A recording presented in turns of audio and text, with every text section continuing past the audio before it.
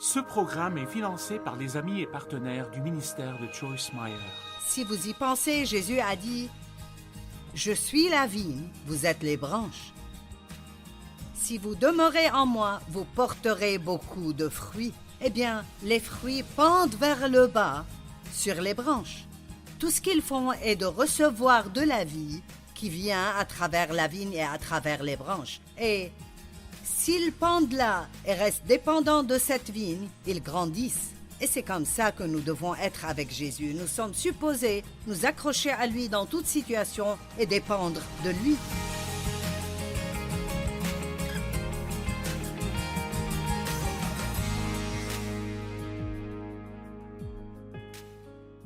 Merci de vous être joints à nous sur Vivre pleinement sa vie.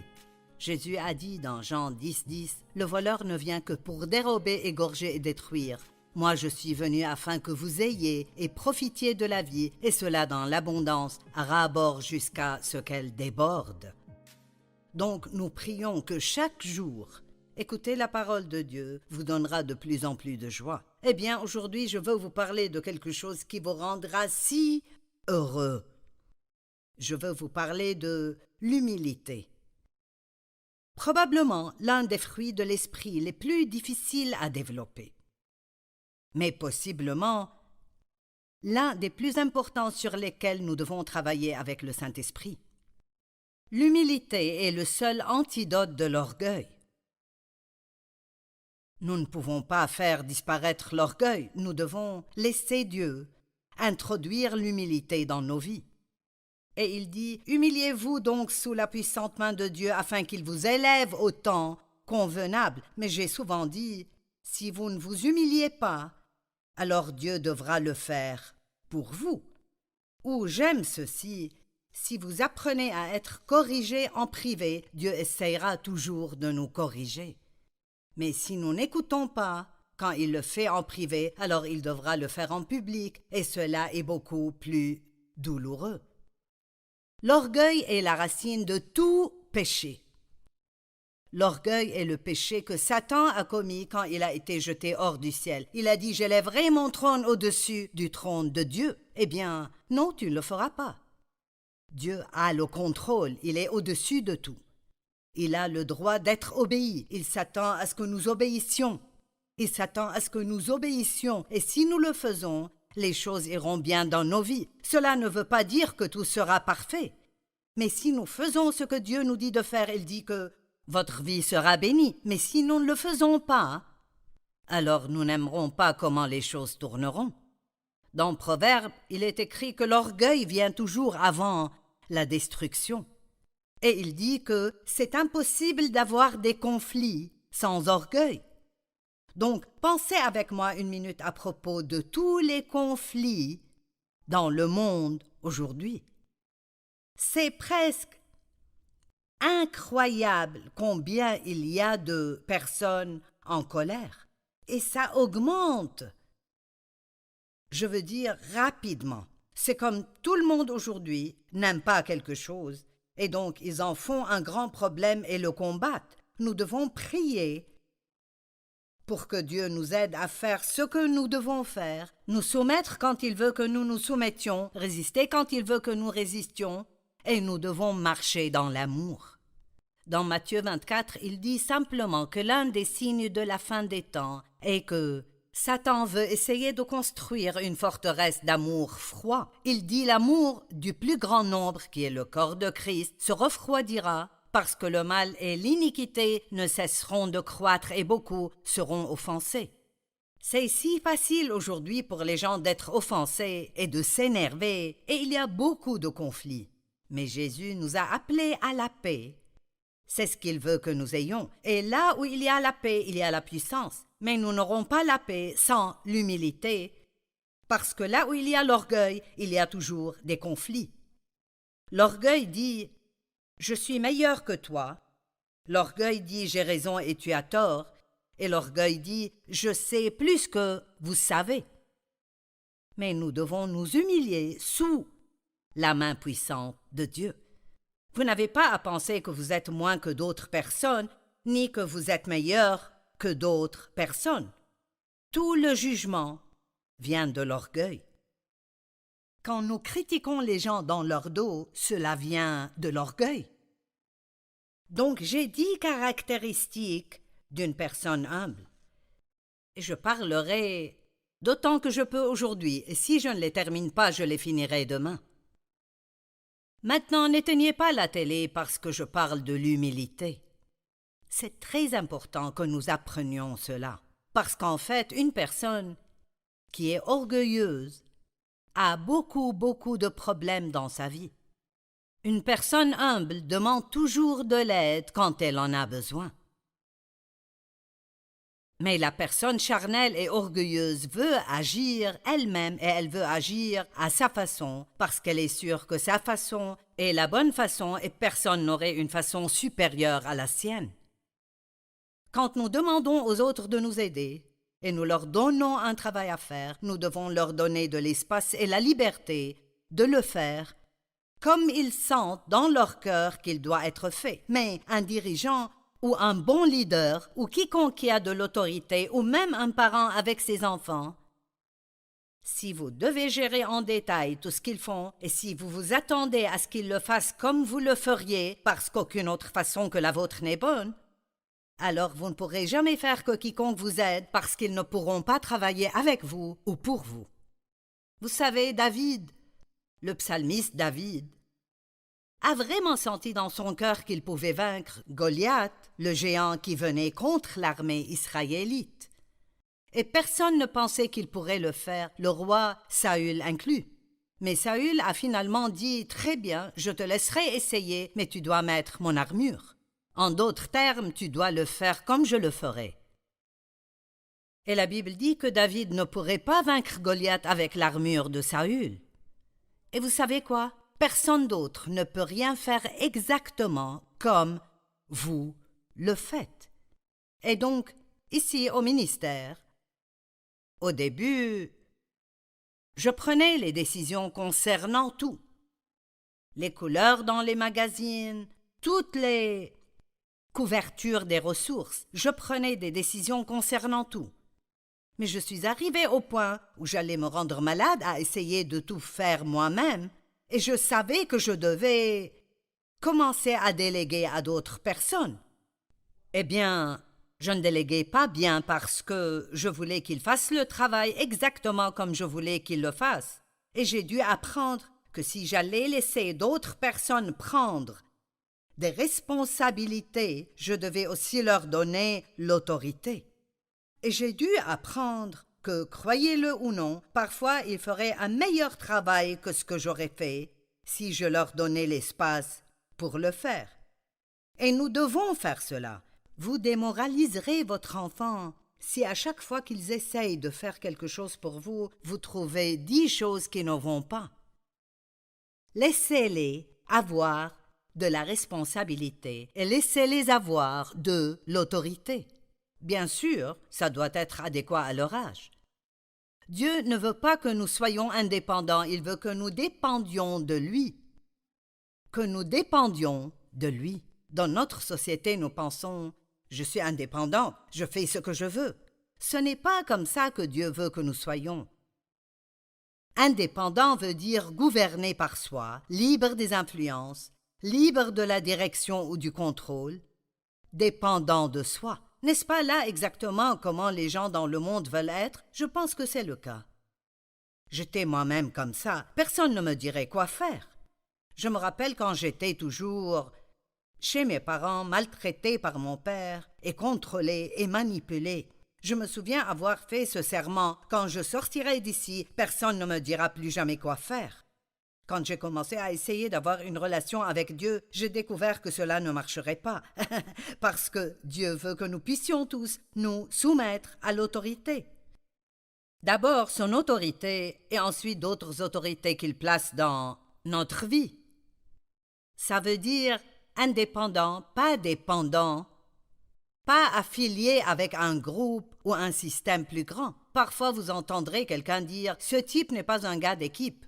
Ou cette dame ne travaille pas en équipe. Qu'est-ce que ça veut dire? Ça veut dire qu'ils ne peuvent pas travailler avec les autres parce que leur façon est la seule façon et ils n'entendront pas les pensées ou les idées des autres. Mais le mot dépendant, maintenant cela semblera être bizarre au début. Il veut dire prendre sur. Mais si vous y pensez, Jésus a dit « Je suis la vigne, vous êtes les branches. Si vous demeurez en moi, vous porterez beaucoup de fruits. » Eh bien, les fruits pendent vers le bas, sur les branches. Tout ce qu'ils font est de recevoir de la vie qui vient à travers la vigne et à travers les branches. Et s'ils pendent là et restent dépendants de cette vigne, ils grandissent. Et c'est comme ça que nous devons être avec Jésus. Nous sommes supposés nous accrocher à lui dans toute situation et dépendre de lui. Ça veut dire être totalement dépendant. Ça veut dire faire confiance pour avoir du support.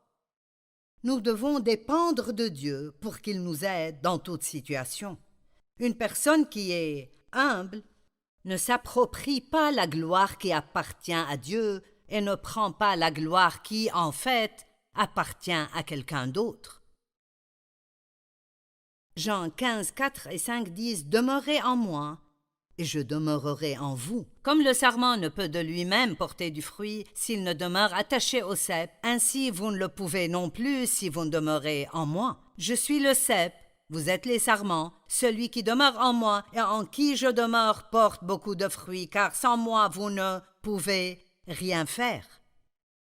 Avant de venir ici ce matin pour enregistrer ces enseignements, je priais et j'ai dit « Dieu, j'ai besoin de ton aide aujourd'hui. Maintenant, j'ai fait ceci des milliers de fois auparavant. Mais cela ne veut pas dire que je vais le faire bien aujourd'hui si je n'ai pas Dieu pour m'aider. Et pour obtenir l'aide de Dieu, il faut la lui demander. Même demander l'aide de Dieu montre l'humilité. Dieu, j'ai besoin de ton aide parce que sans toi, je ne peux rien faire. » Et je me suis souvenu de ce que Paul a dit. Le bien n'habite pas en moi, c'est-à-dire dans ma chair. J'ai dit ceci, Dieu, rien de bien ne sortira de moi, sauf si tu m'aides aujourd'hui. Vous savez quoi? Chaque jour, avant de faire quoi que ce soit, je vous encourage de prier. Dieu, j'ai besoin de toi. Sans toi, je ne peux rien faire. J'ai besoin de toi dans toute situation. Nous avons besoin de Dieu et il veut que nous dépendions de lui. Romains 12, 3. N'ayez pas de vous-même une trop haute opinion. N'allez pas au-delà de ce à quoi vous devez prétendre. Ceci est si bon, je dois vous le relire. N'ayez pas de vous-même une trop haute opinion. N'allez pas au-delà de ce à quoi vous devez prétendre. Vous ne devez pas penser que vous êtes plus bas que le reste du monde. Mais nous ne devons pas penser que nous sommes meilleurs que tout le monde non plus. Nous ne devrions pas penser que nous avons le contrôle et que tout le monde est juste un grand gâchis. Numéro 2. Les humbles pardonnent rapidement, sont difficilement offensés et ils attendent avec joie que Dieu soit leur défenseur. Une personne orgueilleuse dit toujours « Je vais me venger pour cela. Je vais te faire souffrir parce que tu ne m'as pas bien traité. » Mais une personne humble pardonne rapidement parce qu'elle réalise et se souvient de toutes les choses que Dieu lui a pardonnées. Et elle n'est pas facilement offensée parce que les personnes humbles marchent dans l'amour et l'amour n'est pas facilement offensé. La Bible dit l'amour n'est pas irritable. Êtes-vous une personne irritable? Dieu veut que vous dépassiez cela. Êtes-vous capable de croire le meilleur en d'autres personnes ou êtes-vous suspicieux et à chaque fois que quelqu'un vous blesse, vous pensez qu'il l'a fait exprès? Je sais qu'il y a des fois où j'ai blessé des gens et je n'avais pas l'intention de les blesser. Ce n'est pas ce que je voulais faire. Mais je l'ai fait. Peut-être parce que je n'y pense pas ou je pense que je suis drôle et ils ne le pensent pas. Et je suis très reconnaissante quand les gens me pardonnent et ignorent mes faiblesses. Eh bien, pour récolter ceci dans ma vie, il faut que je le sème dans la vie d'autres personnes. Traitez les gens comme vous voudriez être traités. Colossiens 3, 13 dit « Supportez-vous les uns les autres et pardonnez-vous.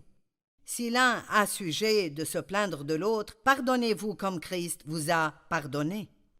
Donc je veux vous poser une question maintenant. Contre qui êtes-vous en colère?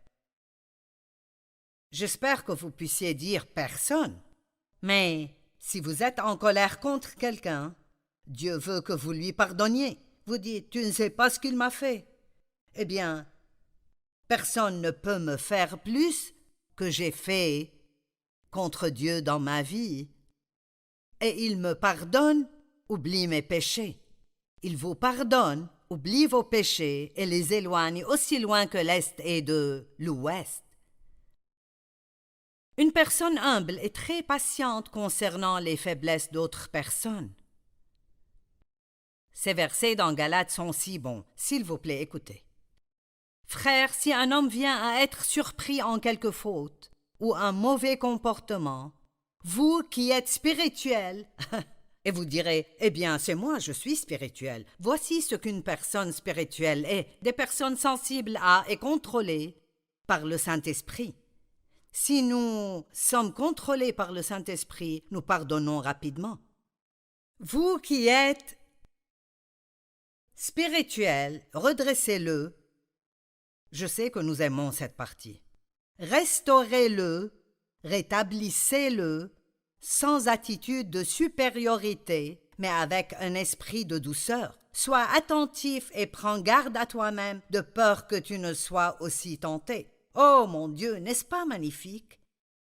Donc quand quelqu'un d'autre tombe dans sa vie à une défaillance morale, ou il fait quelque chose de mal, vous ne devriez pas voir combien vous pouvez rapidement aller le dire aux autres.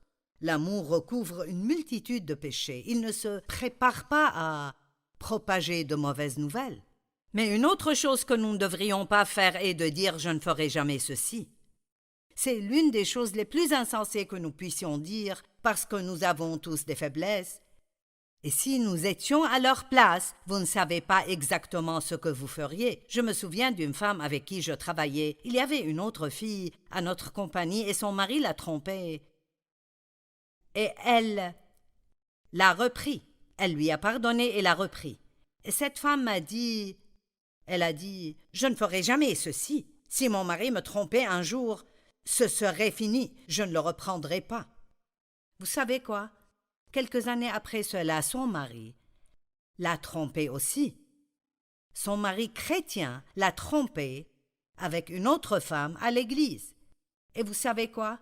Elle a fait tout ce qui était en son pouvoir pour préserver son mariage. Et plus que tout, elle était prête à le reprendre. Donc la chose même qu'elle a dit qu'elle ne ferait jamais, elle a fini par la faire. Et combien de fois avons-nous dit « je ne ferai jamais ceci » pour ensuite faire cette même chose que nous avions dit que nous ne ferions jamais?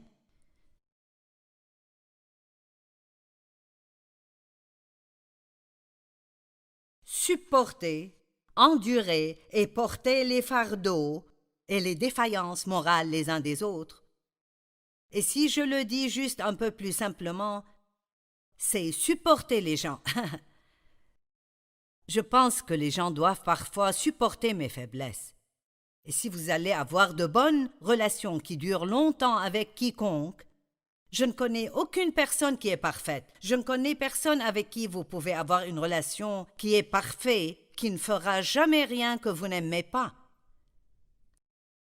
Et si c'est ce que vous cherchez dans la vie, vous serez très déçus encore et encore. Mais rappelez-vous que vous n'êtes pas parfait et moi non plus. Je dois me souvenir de ceci. De nouveau, si vous vous rappelez les bonnes choses chez les gens, ça vous aidera, au lieu de juste vous mettre à penser à tout ce qui ne va pas en eux tout le temps. Donc la Bible dit que vous devez être prêt à endurer et enterrer et porter les fautes morales troublantes des autres. Waouh!